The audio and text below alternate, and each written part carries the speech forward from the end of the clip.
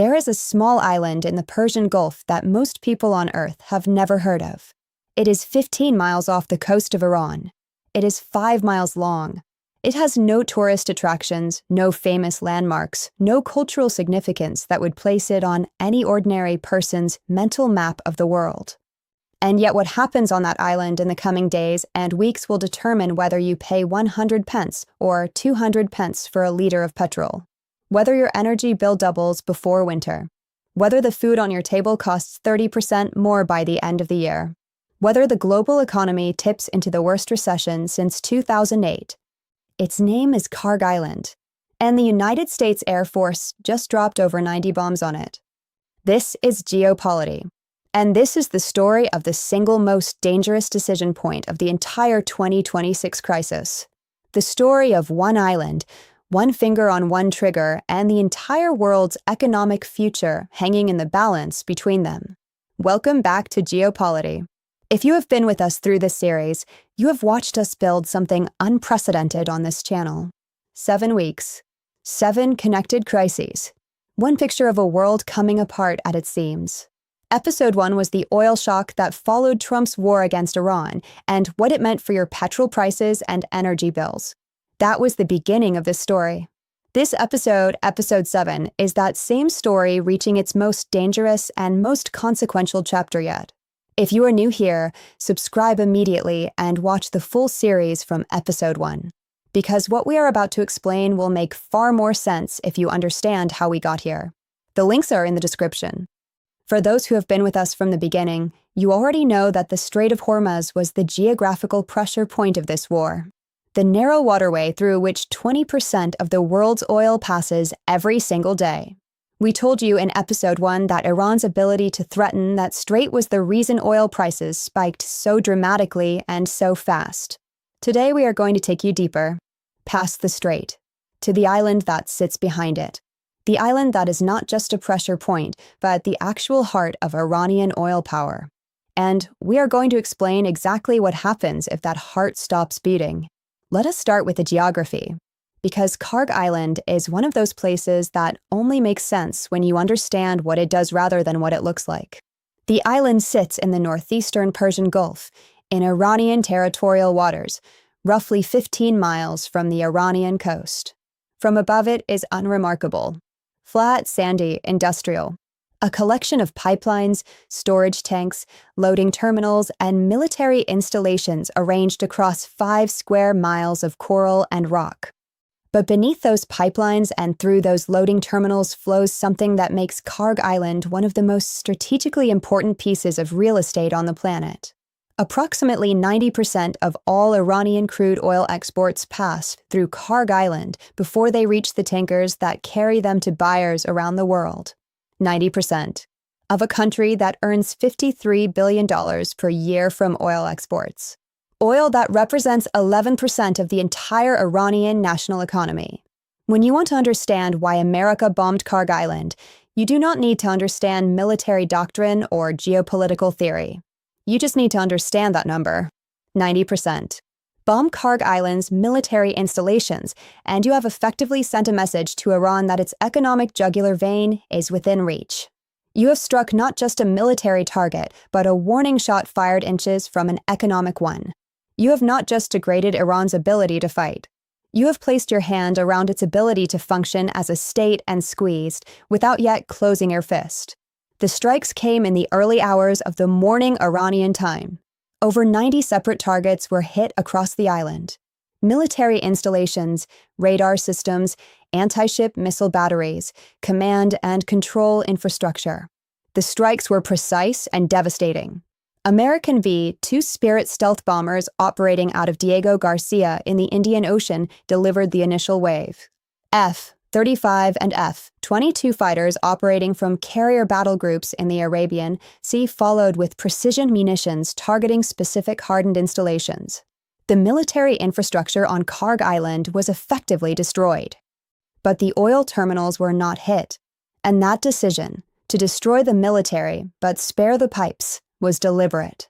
And it was communicated publicly by Donald Trump in the most extraordinary statement made by an American president in this entire crisis. Trump wrote on Truth Social, in his own words, "For reasons of decency, I have chosen not to wipe out the oil infrastructure on the island."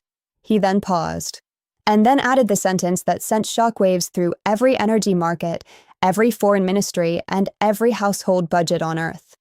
He wrote, "It may not stay that way." 7 words.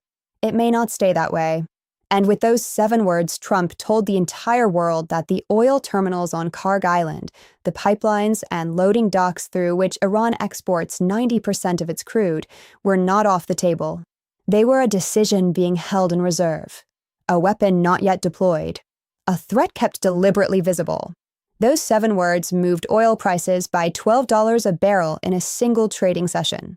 They triggered emergency meetings at the International Energy Agency.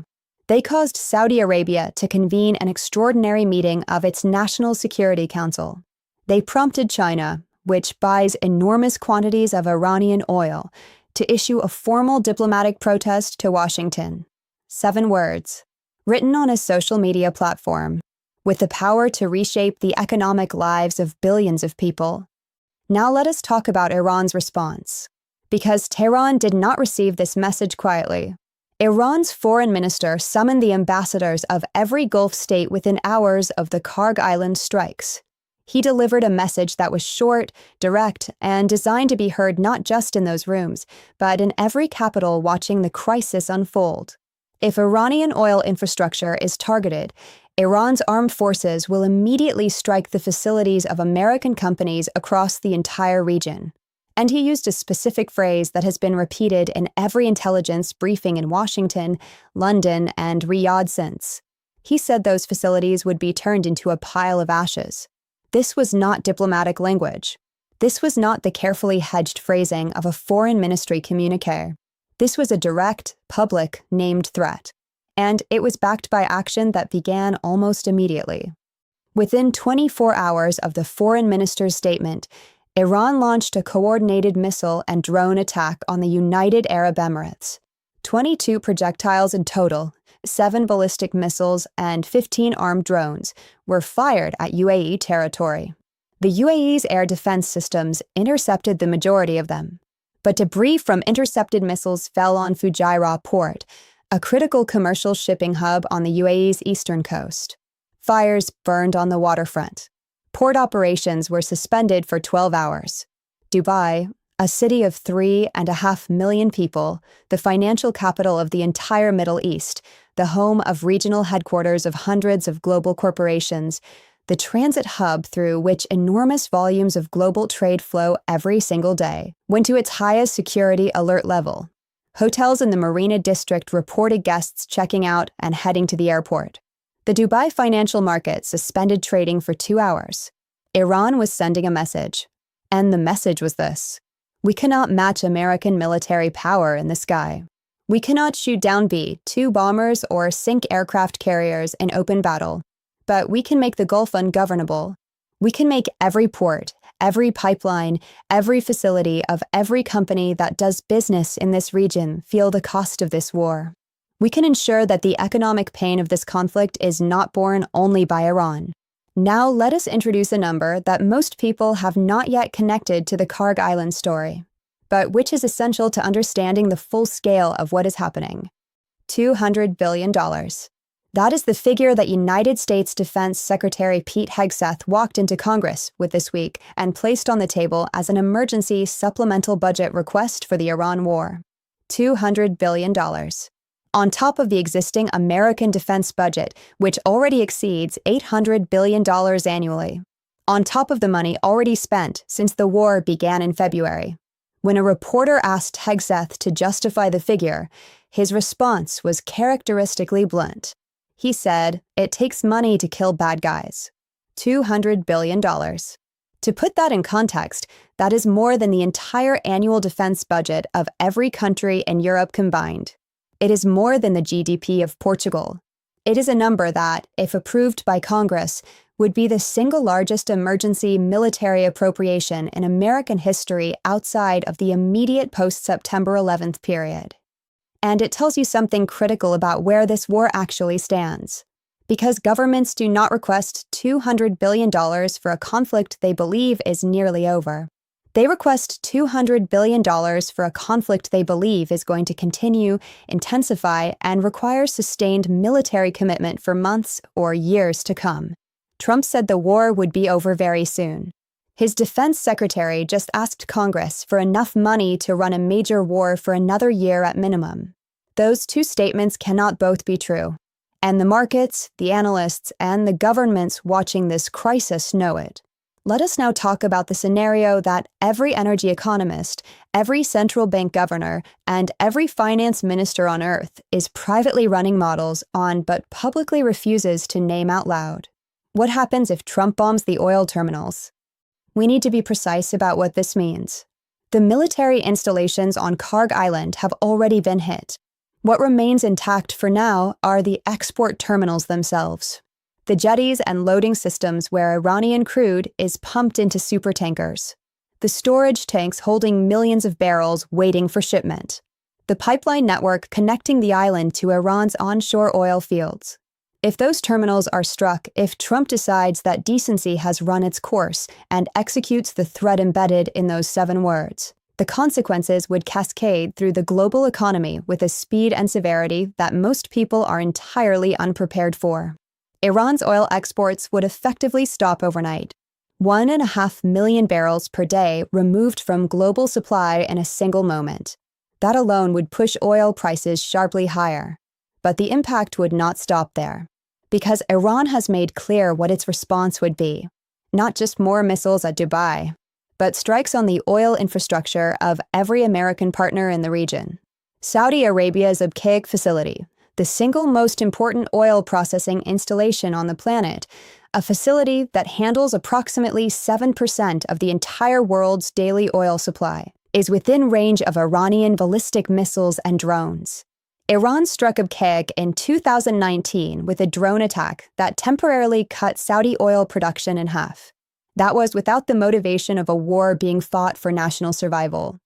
If Kharg burns in a sustained Iranian retaliation, the combined effect of losing Iranian exports and Saudi processing capacity would remove somewhere between 8 and 10% of global daily oil supply from the market simultaneously. The models that Oxford Economics, Goldman Sachs, and the International Monetary Fund have been running on this scenario converge on a price range of between $180 and $220 per barrel. Within days, not weeks, days. Let us translate that number into the language of daily life. Because $200 a barrel is not an abstract figure. It is the price of everything that runs on energy, which is everything. In the United Kingdom, petrol at the forecourt would reach approximately 200 pence per litre. Not the 150 to 170 pence that analysts were forecasting before the Kharg Island strikes. 200 pence. A level that has never been seen in British history. For a family with 2 cars doing an average weekly mileage, that is an additional £150 per month just in fuel costs. On top of energy bills. On top of food prices that would rise sharply because food production, food processing, and food transport all depend on energy. In the United States, gasoline would reach somewhere between $6 and $7 per gallon nationally, with prices in some markets potentially exceeding $7.50. The political consequences for any American president of $7 gasoline are almost impossible to overstate. Ronald Reagan's presidency survived a recession. Jimmy Carter's did not survive an oil shock. The correlation between pump prices and presidential approval ratings is one of the most consistent patterns in modern American political history. In Europe, winter energy bills, already elevated by 2 years of post-Ukraine conflict market disruption, would rise by an estimated 30 to 40%. Germany, which has spent billions rebuilding its energy infrastructure after cutting Russian gas supplies, would face a second consecutive energy crisis more severe than the first. The European Central Bank, which has been carefully managing inflation back toward its 2% target, would face a supply-side price shock entirely outside its control. In the developing world, in countries across South Asia, Southeast Asia, Sub-Saharan Africa, and Latin America that import oil and have no strategic reserves and no capacity to absorb sudden price shocks, $200 oil would not be an inconvenience. It would be a food security crisis. Fertilizer prices, which are directly tied to energy costs, would make the next growing season unaffordable for millions of smallholder farmers. The United Nations World Food Program has already warned that the current oil price trajectory is pushing food insecurity indicators toward levels not seen since the 2007 and 2008 global food crisis. $200 oil is not just expensive petrol. It is hunger, in places that are already hungry. Now let us talk about the diplomatic picture. Because the international reaction to the Kharg Island strikes and the subsequent Iranian threats has revealed something important about the state of the global order in 2026. Almost every major ally of the United States has privately or publicly expressed alarm about where this escalation is heading. The United Kingdom has called for de-escalation while continuing to provide intelligence sharing with American forces in the region. France has gone further, publicly warning that striking Iranian oil infrastructure would constitute a disproportionate act with unacceptable global consequences. Germany has echoed that warning. Japan, which imports a significant portion of its oil from the Gulf, has made urgent diplomatic representations in Washington asking for assurances that energy shipping will be protected regardless of how the military conflict develops. China's reaction has been the most consequential. Beijing is Iran's largest oil customer.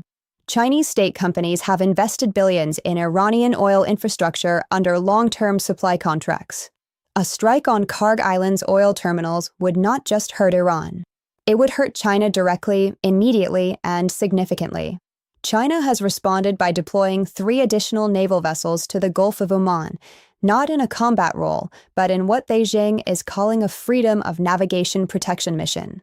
That is diplomatic language for positioning military assets close enough to the action to make a statement. Russia has condemned the Kharg strikes and called for an immediate ceasefire in language stronger than anything Moscow has said about any Western military action in recent years. This is partly genuine strategic concern. Russia and Iran have deepened their military and economic relationship significantly since 2022. And partly the opportunity to position itself as the voice of international law against American unilateralism. The same posture Putin used over Venezuela. The same posture she is using over Taiwan. The pattern is consistent, and it is deliberate. The United Nations Secretary General has called for an immediate halt to military operations and the opening of unconditional negotiations. That call has been ignored by Washington and Tehran in equal measure. The Security Council is paralyzed. America vetoes any resolution critical of its actions. Russia and China veto any resolution that does not condemn those actions. The institution that was designed to manage exactly this kind of crisis has been rendered functionally irrelevant by the same great power rivalries that have always been its greatest weakness. Let us now do something that Geo Polity has done in every episode of this series. Let us connect the dots. Let us show you how this story fits into the larger picture that we have been building together over these 7 weeks. Episode 1 told you about oil and the Strait of Hormuz. The Kharg Island story is the direct continuation of that episode, the escalation from a threatened strait to a bombed island to a finger hovering over the oil terminals. Every viewer of Episode 1 is watching this story because it is the next chapter of what we described 7 weeks ago. That is not coincidence. That is the nature of cascading crises. Episode 2 told you about China watching America's distraction and calculating over Taiwan. China's deployment of naval vessels to the Gulf of Oman and its formal protests over Kharg Island are part of this same strategic calculation. Every hour American military assets are committed to the Persian Gulf is an hour they are not available for the Pacific. The USS Gerald R. Ford Carrier Strike Group has now been deployed for over 268 days, approaching the longest continuous carrier deployment since the Vietnam War. American military capacity has limits. China is mapping those limits in real time. Episode 3 told you about Trump defying his own Supreme Court over tariffs. The $200 billion emergency Pentagon request now sits alongside that tariff battle in the same congressional budget debate. American legislators are being asked simultaneously to approve unprecedented military spending, absorb the economic consequences of a trade war, manage the fiscal fallout of tariff revenue ruled illegal, and explain to their constituents why petrol prices and food costs keep rising. The domestic political pressure on American institutions is at a level not seen since the Vietnam and Watergate era overlapped in the early 1970s. Episode 4 told you about Israel's invasion of Lebanon. The Lebanese front has not quietened. Israeli forces are still operating inside Lebanon.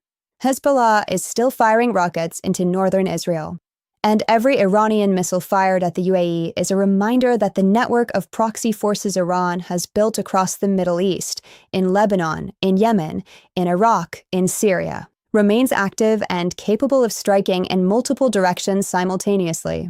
The Kharg Island strikes have not weakened that network. They may have radicalized it. Episode 5 told you about Ukraine and Putin still winning. The $200 billion Pentagon request for the Iran war comes at the same moment that Ukraine's European supporters are scrambling to fill the gap left by reduced American military aid. Every dollar committed to the Persian Gulf is a dollar not committed to Eastern Europe. Putin is watching the Pentagon budget debate with considerable interest. Episode 6 told you about Venezuela and what happened when America decided to project power in its own hemisphere without legal constraint or international mandate. The Venezuelan operation and the Kharg Island strikes are being read together by every government that watches American foreign policy. They are being read as evidence of a doctrine that says American power will be used wherever American interests demand it, with whatever legal justification can be constructed after the fact, and with whatever consequences for international order must simply be absorbed. That doctrine has admirers. It has enemies. And it has a very large number of governments that are neither admirers nor enemies, but are quietly and urgently recalibrating their own positions in a world where the rules they thought they understood are being rewritten in real time. Now let us talk about the one scenario that nobody in authority wants to discuss publicly, but that every serious analyst is privately modeling. What if Iran decides it has nothing left to lose? Iran's economy is already under the most severe sanctions pressure in its history. Its nuclear facilities have been struck. Its military infrastructure on Kharg Island has been destroyed. Its supreme leader has been killed according to some reports that remain unconfirmed by Iranian state media. Its proxy network is under attack across multiple countries simultaneously.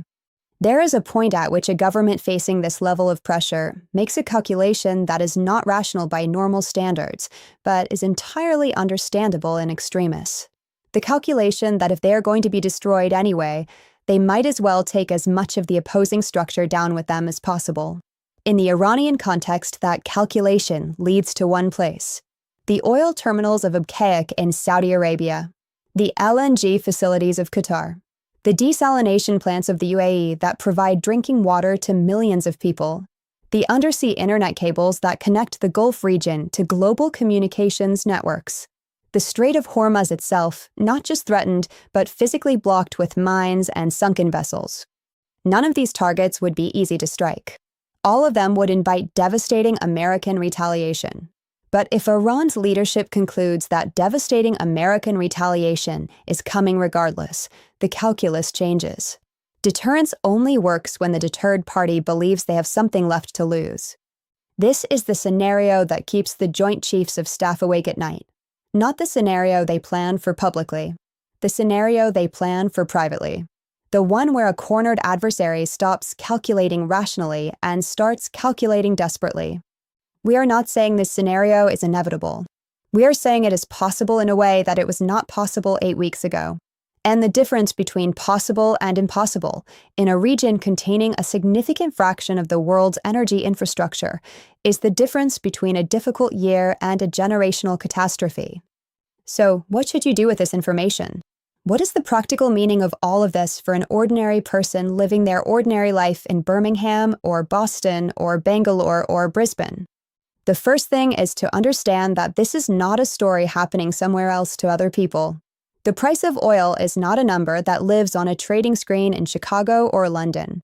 It is the number that determines what you pay for every product that was transported, every meal that was cooked with energy, every journey you make to work or school.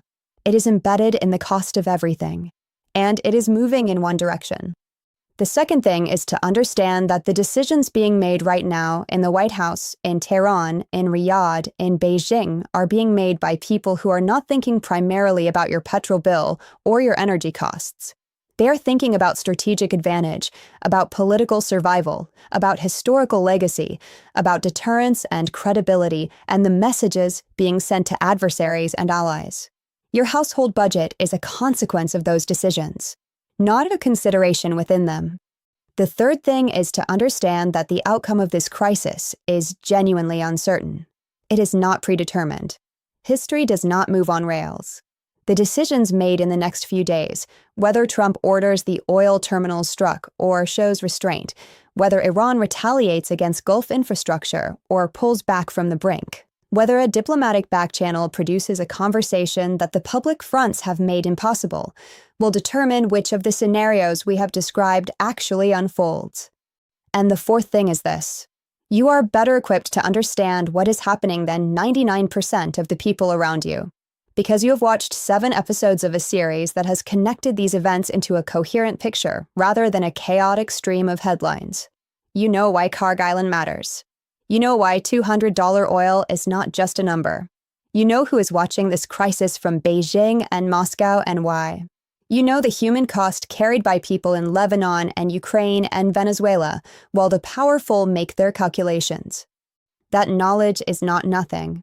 In a world where most people are confused, overwhelmed, and disengaged from the events that are shaping their lives, understanding is itself a form of power.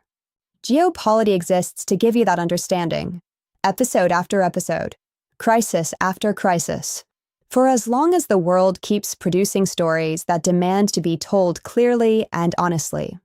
If this series has added something to your life, if it has made the news make more sense, if it has given you something to say when someone asks you what is really going on in the world, please like this video right now. 7 episodes in, every like is what keeps this analysis reaching the people who need it. Subscribe to Geo Polity if you are not already here, and turn on notifications, because episode 8 is already forming. The world is moving fast, and we are moving with it. Share this video. Share the whole series, because there are millions of people right now staring at their petrol receipts and their energy bills and their supermarket totals and wondering why everything costs so much and feeling like nobody is explaining it honestly. You now have the explanation. Give it to them. And leave a comment. Tell us, do you think Trump will bomb the oil terminals?